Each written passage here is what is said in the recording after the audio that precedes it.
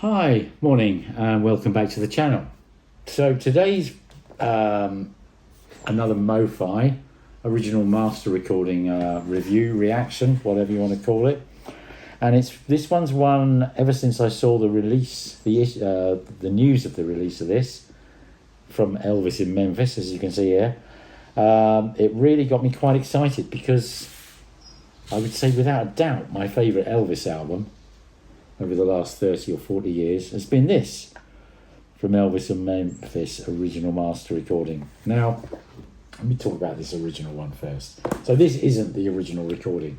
The original recording was made in February 1969 and released in June 1969 on the RCA label. I don't have that. Back in my early 20s, late teens, I did have a whole bunch of Elvis, and when I was young I got into Elvis, went through that thing, and then as I got a bit older, kind of all of the movie soundtrack type albums, I just thought, oh god, these aren't, they're not the sort of thing to my taste that's going to stand the test of time. But curiously this one did, and it's only sort of some 40 or 50 years later that I sort of look back on this and think, this was really, I suppose, Elvis's bounce back from doing all those MGM soundtracks. Well, I mean, the soundtracks were on album, but obviously he did the movies. This is kind of a return to his roots. So very, very kind of gospel, bluesy, and I think it's very obviously that's what turned Elvis on originally. And what sort of how he cut his cloth, so to speak, and broke into the market, and really what made Elvis Elvis, and what made Elvis undeniably brilliant. And you listen to this album, and even if you're not an Elvis fan, or if you've like me, you've been an Elvis fan, but some 40 or 50 years later, you can put this on, and it's just got the essence of what made him brilliant about it all the way through. And apart from In the Ghetto, there's not really a single as such, none of his big hits, Wearing That Love Don't Look, Only the Strong Survive, it's a great record, but its strength, I think, lies in the fact that it's not hugely commercial, and it is actually just a brilliant musician who's got soul and spirit, passion and urgency and a heart and power, and he's returning to really what makes his soul tick. So from Elvis in Memphis, this was released in 1981. I think it was the 59th release by Mobile Fidelity Sound Lab, obviously all analog all the way, cut on JVC SuperVinyl, which looks very much the same as the new SuperVinyl, but pressed at JVC in Japan. Interestingly, here we can see the original kind of inserts you get. So I've mentioned these pieces of card that you get on the MOFI before now, and here you can see the sort of adverts that they had on them, just kind of cool and dated and everything else. And just quickly sort of so as you can see here, there's a whole bunch of the records that they've got in their catalogue at the time. Many of these I've had, and quite a few I've still got. Pretty sure I've still got the Eldar, Steely Dan Ager. I think I've got the ELP. Yeah, but I've had quite a lot of them, and they sound great. I won't say they sound better or worse than the original, because in this particular case I don't have an original. But anyway, as we look here, an unbranded, but that's essentially the same as the current MOFI inner sleeves. I don't know if you can see through there, but it is the same translucent JVC SuperVinyl, but as I said, actually manufactured by JVC in Japan. because at the time that was probably one of the best places to get your vinyl made. And then some other nice little just cool to have these things, little questionnaires and warranty guarantee notices. So that's the 1981 version. Let me just pop him away. And then the subject of today's review or discussion, whatever you want to call it, the 2023 Ultradisc One-Step pressing. Now there's two things that really set this apart. First is it's 45 RPM, so it comes on 2 discs, which should and typically does lead to an improvement in sound quality. That's just really basic physics. It also allows them to add one extra track to the final side, which is in fact Suspicious Minds. So it's kind of, In the Ghetto, as I mentioned, is kind of the only big hit on the album, but they've added Suspicious Minds here too. But anyway, the other significant difference is in the mastering. They've gone back to the original masters again, but they've copied them to 256 DSD and then taken them to MOFI headquarters at Sebastopol and mastered the album. So to show you what you get in here, very nice box, piece of packing foam. Now you get a photo they add in, which is it's kind of a gesture, I suppose, although it's really a long way away from the best photo I've ever seen of Elvis. It's pretty shockingly bad, frankly. So they've added that in, but do you really want it? I would suggest not. Here's a repro of the cover. As you can see, that's pretty much the same as the original cover that I just showed you. And of course, this is the other thing about this. This is a one-step process, so we cut out kind of the father and the mother stage, if you like. We just go from lacquer to stamper to vinyl. So it should be, it's 45 RPM, one step, i.e. there's 2 steps of the pressing process cut out, and it costs a lot more. So there's, we've got 2 LPs here, because being 45 RPM, it now becomes a double album. And I'll just show you the what you get is a plain piece of card, a branded inner sleeve, and the vinyl as before. I think possibly clearer than the other one, more transparent, more translucent. And I'll get onto the vinyl in a moment.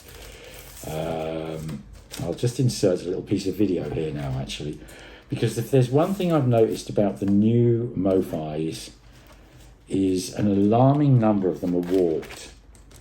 And I've tried flattening a couple on my LP flattener, and they don't like it. They really don't like it. So first of all, if I just insert this piece of footage here, you can see how this LP doesn't touch the turntable surface. And, that's just far from optimal. I could put a peripheral clamp, like an edge clamp on it. If you've got a vacuum hold down turntable, that may also help get around the problem. But at the end of the day, we shouldn't be having these problems. This is a real premium product. In the UK, it's well over £150 for a copy of this. And it's not on, frankly. And these are pressed at RTI, which is a very, very highly regarded pressing plant. And I think they need to look in the mirror and really, have a bit more QC, because it isn't flat. Simple as that. Right, now we're going to get to the sound quality differences, because it's they're very noticeable. I'll try and describe the differences in sound quality rather than pass judgment, but to be perfectly honest, passing judgment is not going to be, or not passing judgment is going to be a bit tricky. But anyway, I mean, the differences, okay? So the new one, there is no doubt that it's a little clearer. The voice is a little clearer, the bass is a little clearer, everything's a little clearer. But it just sounds like they've messed around with it to make it clearer. I mean, when strings come in, they sound synthetic, artificial, unnatural, harsh, and grating. When the gospel backing vocals come in, which is one of the most beautiful things about this album, it's kind of gospel spiritual quality. It sets it apart of all other Elvis albums, in my opinion. That's just personal taste, but it is to me a beautiful, beautiful trait of the album. And it just becomes harsh and gritty. And Elvis's voice is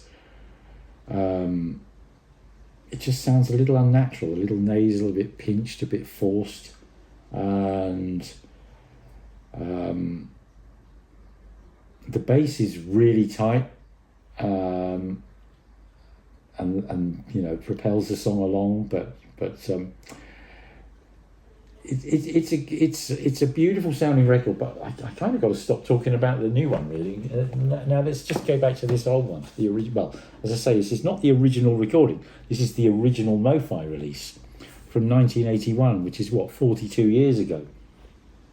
In comparison, what are we talking about? Only the Strong Survive. It starts off with Elvis kind of on a solo vocal, sort of talking about his days gone by and what his mother told him, and it's his voice is kind of reasonably far back in the soundstage. It's not thrust forward. It's not super clear. But it's natural, it's soft, it's silky, it's creamy. I mean, he had a beautiful voice. Elvis had a mind-blowingly beautiful voice. And incredibly expressive and powerful, but sweet and soft as honey. And the guitars, I think the guitars on the right, on that particular track, they do move around. It's just swapped from track to track how it's been mixed. But the guitar is just twangy, soft, honey-like.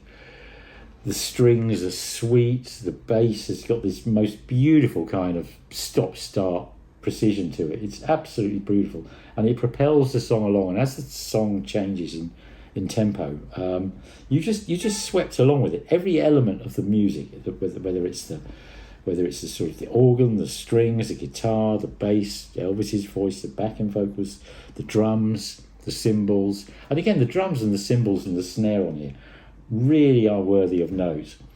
And going to the new one, they just, honestly, it grates. It ain't good, I have to say. I don't really know what else to say about this. I mean, it's I've just got to frankly say, Elvis in Memphis, it's a great album.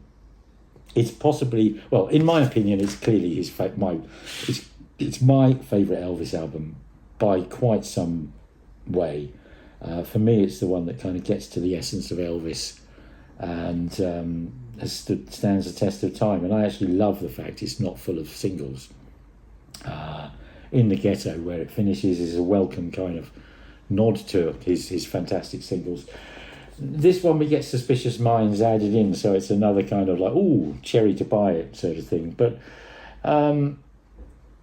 you put it on and it's got that. What did I write about Suspicious Minds? It's it's an extra track, and you think this is great, but it's just no, it's more of the same that you've just waded through with this, and it doesn't sound anywhere near. It's not to say it doesn't sound nice. It's Elvis, and it's his best album, in my opinion. It's not to say it doesn't sound nice, but it doesn't sound a patch on this. And I would swap Suspicious Minds for the whole rest of the album sounding beautiful, and this sounds beautiful. It doesn't kind of sound hi-fi. The new one sounds clearer. It sounds more squeaky clean. It sounds artificial. It sounds processed, pinched and squeezed and molded, and this just sounds like honey. It's beautiful. So I've had a look on Discogs, and I think you can pick these up for not very much money. Really, I'd suggest that's what you go and do. Anyway, thanks for watching me again. Bit of a short one that. It's so hot here, I kind of need to get out the sun, and I need to get my records out of the sun before they warp. Anyway, thanks ever such a lot for watching, and if you like the video, please click the thumbs up button, and if you are interested in the channel and just want to support the channel, then please click on the subscribe button. That really kind of helps with the YouTube algorithms, and thank you once again for watching, and I'll see you all soon. Thanks a lot. Bye-bye. Bye.